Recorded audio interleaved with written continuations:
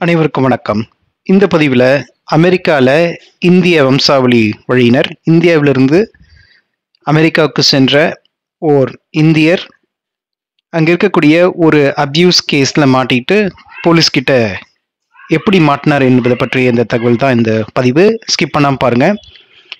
37 வயது நிரம்பியுள்ள software engineer Texas மாகாணத்தில் பிளானோ என்கின்ற ஒரு சிட்டியில் ஒர்க் செய்து கொண்டிருக்கிறார். மிகப்பெரிய நிறுவனத்தோட ஒரு நல்ல ஒரு கம்பெனியில் வேலை செய்து கொண்டிருக்கிறார். இவர் ஒரு கேஷுவல் அஃபெண்டர். அப்படின்னா இவர் ஒரு சேட் குரூப்பில் போயிட்டு தவறான சேட்லாம் பண்ணிட்டு அங்கே இருக்கக்கூடிய பெண்களை தவறாக நடந்துக்கிறாரு.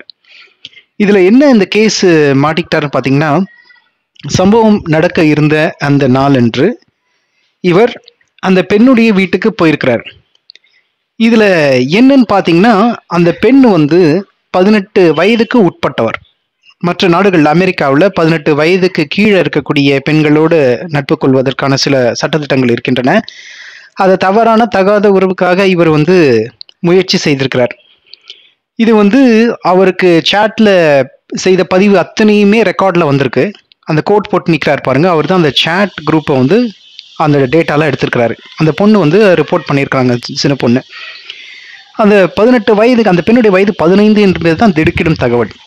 இப்போ என்ன நடந்திருக்குன்னு பார்த்தீங்கன்னா, இவர் அந்த பெண் கிட்டக்க நான் வரேன், நம்ம 2 பேரும் உன்னுடைய வீட்டில் யாருமே இல்லாத நேரத்தில் எனக்கு கூப்பிடு என்று சொல்லி சேட்டில் கடந்த 2-3 வாரங்களாக சேட் பண்ணிட்டு, நான் உனக்கு பீட்சா வாங்கிட்டு வரேன், நம்ம 2 பேரும் ஜாலியாக இருக்கலாம் என்கின்ற ஒரு தவறான விஷயத்தெல்லாம் எடுத்துக்கிட்டு வந்திருக்கிறார். இதற்கான குறிப்புகள் எல்லாம் அந்த சேட்டில் இருக்குது. சேட்ல டவுன்லோட் பண்ணி இந்த ஜென்டில்மேன் அந்த கருப்பு கோட் போட்டிருக்காரு பாருங்க, அவர் எல்லாத்தையும் வச்சிருக்காரு, அந்த ஆவணங்கள்லாம் வச்சிருக்காரு. இப்போ அந்த சம்பவம் எப்படி நடந்ததுன்னு பாருங்க. இந்த மாதிரி பீட்சா வாங்கிட்டு வீட்டுக்குள்ள வராருங்க. யாருன்னே தெரியாதுங்க. இந்த பெண்ணை ஒரு சேட்ல பார்த்துட்டு, அதுவும் 18 வயதுக்கு உட்பட்ட இந்த பெண்ணோட நட்பாக பழகி அந்த பெண்ணோட தகாத உறவு கொள்ள வேண்டும் என்கின்ற ஒரு தவறான நோக்கத்தோடு வந்திருக்கிறாரு. அது எப்படி அவருக்கு 37 வயது, இந்தியாவிலிருந்து சாஃப்ட்வேர் இன்ஜினியராக போயிருக்கிறாரு. பிளானோ டெக்சஸ் என்கின்ற ஒரு சிட்டியில் ஒர்க் பண்ணிட்டு இருக்கிறவர். எவ்வளவு படிப்பு, எவ்வளவு சம்பாத்தியம், ஆனால் வாழ்க்கை கல்வி இல்லைன்னா எப்படின்னு பாருங்க. ஒரு உறவு முறைகளில் என்னன்னு தெரியல. அப்போ அவ்வளோ கேவலமாக நம்ம இந்திய அங்கே இருக்கக்கூடிய கம்யூனிட்டிக்கே ரொம்ப இழிவான பேரை வாங்கி கொடுத்துருக்கிறாரு. இப்போ அவர் போலீஸில் மாட்டியிருக்கிறாரு. அவருடைய குடும்பத்தை டிபோர்ட் பண்ணிட்டாங்க. அவருக்கு 2 குழந்தைகள் என்பது குறிப்பிடத்தக்கது. அந்த பெண் சொல்லியிருக்காங்க, எனக்கு 18 வயதுக்கு உட்பட்டவர் அப்படின்னு என்று சொல்லியிருக்கிறார் சேட்டில். இவரே போய் அந்த பெண் கிட்ட தவறான முறையில் பேசியிருக்கிறாரு. ஹுக்கப் பண்ணலாம், அது மேலே நம்ம வீட்டுக்கு வரேன், உனக்கு நான் பீட்சா வாங்கிட்டு வரேன் என்றெல்லாம் சொல்லி அவர் தவறாக நடக்க முற்பட்டிருக்கிறாரு. வீட்டுக்கு வந்திருக்கிறாருங்க.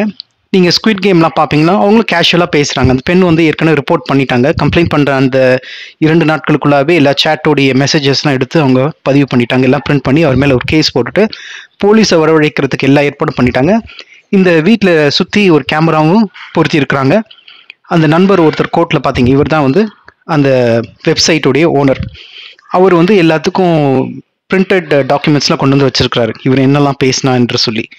ஸோ இவங்க கேஷுவலாக பேசிகிட்டு இருக்கும்பொழுது இவர் வெளியில் வந்துடுறாரு. இது என்ன, நீ யார்ப்பா, நீ என்ன எதுக்காக இங்கே வந்த, இந்த பொண்ணு யாருன்னு தெரியுமா, பாருங்கள் எப்படி பேயரச்சமாக இருக்கான் பாருங்கள், திருட்ராஸ்கல். அவனுக்கு ஒரு குழந்தை இருந்தும் மற்ற பெண் பிள்ளைகளை எப்படி ஒரு இந்தியராக இருந்தாலும் ஒரு பெண்ணை எப்படி பார்ப்பது என்று தெரியாத கயவனாகி ஒரு கீழ்த்தரமான ஒரு இந்த நிலைக்கு வந்தான் என்று தான் எனக்கு தெரியவில்லை. அப்போது ஏட்டு சுரைக்காய் கறிக்கு உதவுவது இல்லை என்றது போல பட்டய கல்வி, பட்டப்படிப்பு, உங்கள் எம்எஸ் படிப்பு, பிஇ படிப்பு, computer science engineering, graduate of Berkeley university, இதெல்லாம் எங்கே சார் போச்சு? படித்த இவர் பார்த்தீங்கன்னா ஏதோ ஒரு யூனிவர்சிட்டி டிஷர்ட் தான் போட்டிருக்காரு, கேப் போட்டிருக்காரு, அமெரிக்காவில் ஒர்க் பண்ணுறாரு. என்ன நடந்தது எல்லாரையும் நம்ம குறை சொல்லவில்லை அன்பர்களே. வாழ்க்கை கல்வியின் அவசியத்தை தான் இங்கே சொல்கிறேன்.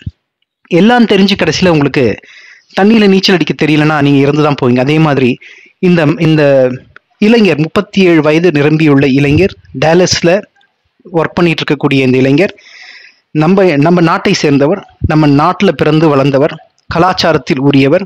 ஐ ஹேவ் 2 கிட்ஸ், எனக்கு 2 குழந்தைகள் இருக்கிறதாகவும் சொல்லியிருக்கிறாரு.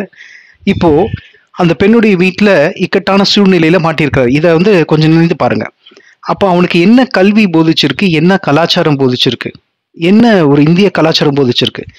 ஒரு வெள்ளைக்காரர் அவர் கேட்குறாரு, உனக்கு இது வந்து அதர்மமா தெரியலையா அப்படின்னு கேட்கும்பொழுது, எப்படி இது வந்து நம்ம யாரை குறை சொல்ல முடியும்? ஒரு 18 வயதுக்கு கீழே இருக்கக்கூடிய பெண்ணோட தொடர்பு கொள்ள வேண்டும் என்கின்ற ஆவல்ல இது மாதிரி நிறைய பெண்களோட செஞ்சிருக்கிறார். நிறைய பெண்களோட சேட் பண்ணியிருக்கிறார். சேட் பண்ணிட்டு வர்றியான்னு கேட்டிருக்கிறார். ஸோ இவனுக்கு என்ன பனிஷ்மெண்ட் கொடுக்கணும்? மரண தண்டனை தான் கொடுக்கணும். அவர் குடும்பத்தினர் என்ன பாவம் செய்தார்கள் சற்று சிந்தித்து பாருங்கள். அப்போ நம்ம வந்து என்ன அடிப்படையா என்ன விஷயத்த மிஸ் பண்றோம் அப்படிங்கிறத புரிய வைக்கிறதுக்கு தான் உங்களுக்கு இந்த பதிவை நான் இடுறேன். அன்பர்களே, இது வந்து மிகப்பெரிய விஷயங்க. இது வந்து ரொம்ப, அதுவும் இந்திய வம்சத்துல பிறந்து இந்த மாதிரி ஒரு இழி செயலை செய்யக்கூடிய ஒரு நபருக்கு நமது பண்பாடு என்ன சொல்லி தந்திருக்கிறது? அப்போ நம்ம ஒரு பேரண்ட்ஸா, ஒரு பெற்றோரா நம்ம குழந்தைகளுக்கு என்ன சொல்லி கொடுத்துட்டு இருக்கோம்? படி படி படி, லாஜிக், இது எல்லாமே நல்லது தாங்க. புற சம்பாதனைக்கு படிப்பு அவசியம் தான், நான் இல்லை என்று சொல்லவில்லை. ஆனால் இப்ப அடிப்படை கல்வி சொல்லி கொடுக்கலன்னா, இப்ப 37 வயதுல இவன் மாட்டிக்கிட்டான் என்று விடுங்க. அது அந்த தவறான எண்ணம் எங்கிருந்து வந்தது? அதற்கான காரணம் என்ன? பாருங்க, அவர் எல்லா ஆவணங்களையும் தெளிவா வச்சிருக்காரு. நீ என்னென்ன சேட் பண்ண, அந்த பெண்ணுகிட்ட என்னெல்லாம் பேசுன, அவ வந்து 18 வயதுக்கு உட்பட்டவர் என்று சொல்லும் பொழுது நீ என்ன கேட்டிருக்கிற, அந்த வார்த்தைகள்லாம் சொல்றதுக்கு எனக்கு நாக்கு கூசுதுங்க. அதை நம்ம பத்தி டீட்டெயிலாக ஆராய்ச்சி பண்ண வேண்டாம். அப்போ இது வந்து இந்த தான் மேட்ரு தான். இது மாதிரி நான் வந்து அந்த பெண்ணோட தொடர்பு கொள்ள முற்பட்டேன் என்கின்ற வாக்குமூலத்தை, கரெக்டாக ரெக்கார்டட் வாக்குமூலத்தை வாங்கிட்டார். இப்போ எல்லா விட்னஸையும் வாங்கி வச்சுக்கிட்டார். கடைசியில் வந்து அவருடைய கெரியர் போச்சு. 15 வருடமாக அமெரிக்காவில் ஒர்க் பண்ணிட்டு இருக்காரு. 2 குழந்தைகள் அங்கே நல்லா வளர்ந்துட்டு இருக்காங்க. அவருக்கும் ஒரு பெண் குழந்தை இருக்கிறாங்க. அப்புறம் வந்து அவங்க பெற்றோர்கள் இந்தியாவில் வந்து அமெரிக்காவுக்கு அனுப்பிச்சிட்டோம் அப்படிங்கிற ஒரு சந்தோஷத்தில் இருக்காங்க. இப்படியெல்லாம் இருக்கும்போது இந்த இளைஞர் வந்து இப்படி ஒரு தவறான காரியத்தை ரொம்ப கேஷுவலாக செஞ்சுட்டு, அது தவறு என்று சொல்லாமல் எனக்கு ஒரு சாரி, எனக்கு தெரியாமல் செஞ்சுட்டேன் அப்படிங்கிற மாதிரி ரொம்ப கேஷுவலாக சொல்கிறாருங்க. இது வரைக்கும் போலீஸ் வரல. இது வரைக்கும் இந்த வெப்சைட் ஓனர் மட்டும்தான் பேசுகிறாரு. இந்த இன்டர்மீடியேட் என்று சொல்வார்கள், அவர்கள் மட்டும், இடைத்தரகர்கள் மட்டும், இவங்க போலீஸ்க்கு இன்ஃபார்மர்ஸ் மட்டும்தான். இந்த மாதிரி இது அசம்பாவிதம் வந்தால் போலீஸ்க்கு இன்ஃபார்ம் பண்ணுவாங்க. அதாவது அமெரிக்காவை பொறுத்த வரைக்கும் நிறைய டேட்டிங் சைட் ஆப்லாம் இருக்குங்க.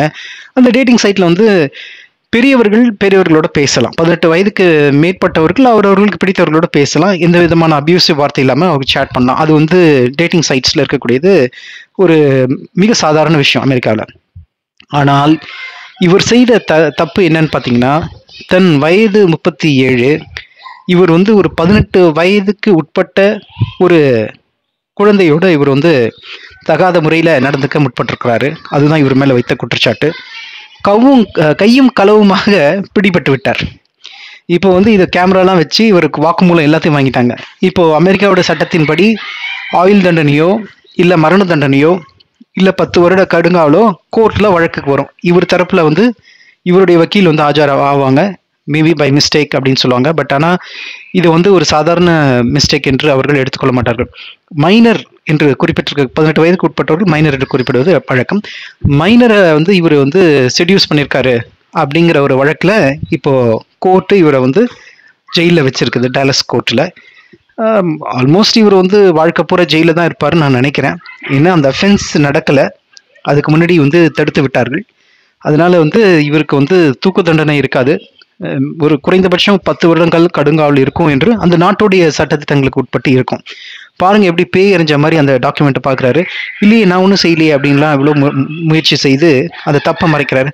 ஐயோ, எனக்கு வயசு தெரியாத அப்படின்லாம் சொல்லியிருக்காரு. அப்புறம் அந்த சாட்டில் வந்து தவறான எழுதின சில வார்த்தைகள், நான் வந்து ஹோம் ஸ்கூலில் இருக்கேன்னு சொன்னதுக்கான சில விஷயங்கள் வந்து அவன் கேட்குறாரு, அந்த வெள்ளைக்காரர் கேட்குறாரு. ஹோம் ஸ்கூல்னா அப்போ வந்து காலேஜில் ஹோம் ஸ்கூல் பண்ணுவாங்க, ஸ்கூல் படிக்கிற பசங்களுக்கு தான் ஹோம் ஸ்கூல் பண்ணுவாங்க. அப்போ அந்த பொண்ணு ஸ்கூல் படிக்கிறான்னு உங்களுக்கு தெரியும், பாருங்க நீங்கள் எழுதியிருக்கிற. அதுக்கப்புறம் வந்து பேரண்ட்ஸ் இல்லாதப்போ சொல்லு நான் வரேன் அப்படின்னு சொல்லியிருக்கிறேன். அப்போது வந்து நீ எப்படி இவ்வளவு தைரியமாக இவ்வளோ கேஷுவலாக ஒரு அஃபென்ஸ் பண்ணுற அப்படிங்கிறத இவர் கேட்குறாரு. அப்போ உனக்கு நீ இங்கே என்ன பண்ணிட்டு இருக்கேன்னு கேட்குறாரு. நான் ப்ரோக்ராமர், நான் ஒரு கம்ப்யூட்டர் இன்ஜினியர் என்று சொல்லுகிறான். இது வந்து ரொம்ப அவமானமாக இருக்குது. இதை வந்து நம்ம எப்படி சொல்றது? இது ஒட்டுமொத்த இந்திய சமூகமே கொஞ்சம் சிந்தித்து பார்க்க வேண்டும். நண்பர்களே, நாம் நமது குழந்தைகளுக்கு அடிப்படை வாழ்க்கை கல்வியை சொல்லித் தருகிறோமா? இந்த உறவு முறைகளை பற்றிய ஒரு நிதர்சனமான உண்மைகளை நாம் எடுத்து உரைக்கிறோமா? நான் ஏற்கனவே நம்ம கவின் விஷயத்துல, ரித்தன்யா விஷயத்துல நிறைய விஷயங்கள் பேசிட்டு இருக்கோம். அது போல இந்த விஷயம் ஒரு திடுக்கிடும் தகவல் தான்.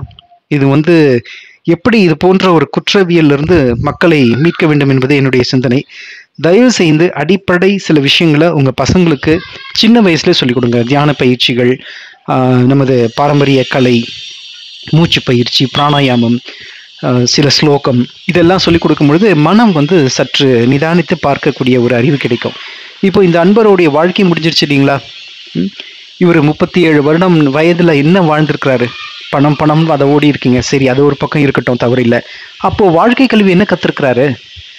இப்போ இந்த அஃபென்ஸ் இவர் செஞ்சுட்டு வெளியில் போயிருந்தார் கூட யாருக்கும் தெரிஞ்சிருக்காது.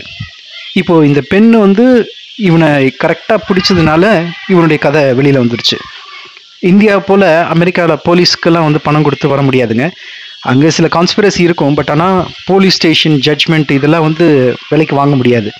அப்போ இவரால் இவர் சைடு கவுன்சில் வருவாங்க, போராடுவாங்க, கொஞ்சம் நீதியை, அதாவது தண்டனையை குறைப்பதற்கான சில வார்த்தைகள் மட்டும் கேட்பாங்க. அந்த வழக்கு வந்து அப்படி தான் போகும். இப்போ அந்த நாட்டுடைய சட்டத்திட்டத்தின்படி அதோடைய வழக்கு எப்படி போகுதுன்னு பார்ப்போம். பட் ஆனால் இதுதாங்க உண்மை. இது வந்து டாலஸில் இந்தியருக்கு 37 வயது நிரம்பிய ஒரு சாஃப்ட்வேர் இன்ஜினியருக்கு நடந்த ஒரு செயல். இந்த சம்பவம் வந்து மிகவும் திடுக்கிட வைத்தது. அங்கே இருக்கக்கூடிய இந்திய நண்பர்கள் எல்லாரும் ரொம்ப திகைத்து போயிருக்கிறார்கள். இங்கே இருக்கக்கூடிய இந்தியன் கம்யூனிட்டி ரொம்ப வருத்தப்படுகிறது. இது வந்து எல்லாரையும் அப்படி நினைக்க வேண்டாம், ஏதோ ஒரு சிலர் இருந்தாலும் அது இந்தியாவை தானங்க அஃபெக்ட் பண்ணுது. தயவு செஞ்சு நம்முடைய பசங்களுக்கு நல்ல விஷயத்த சொல்லிக் கொடுங்க, நல்ல காட்சிகளை பார்க்கணும். அந்த எக்ஸ்போஷர் நிறைய ஆயிடுச்சதுனால இந்த மாதிரி தவறுகள்லாம் நடந்துட்டுருக்குன்னு நினைக்கிறேன். அதனால் வந்து நம்ம என்ன பார்க்குறோம், ஊடகங்களில் என்ன பார்க்குறோம் என்பதை நாம் தெளிவாக சிந்தனையோடு செய்ய வேண்டும். தயவு செஞ்சு இதெல்லாம் புரிஞ்சுக்கிட்டு நடந்துக்கோங்க. நன்றி, வணக்கம். அனைவரும் நன்றாக வாழ வேண்டும். வாழ்க.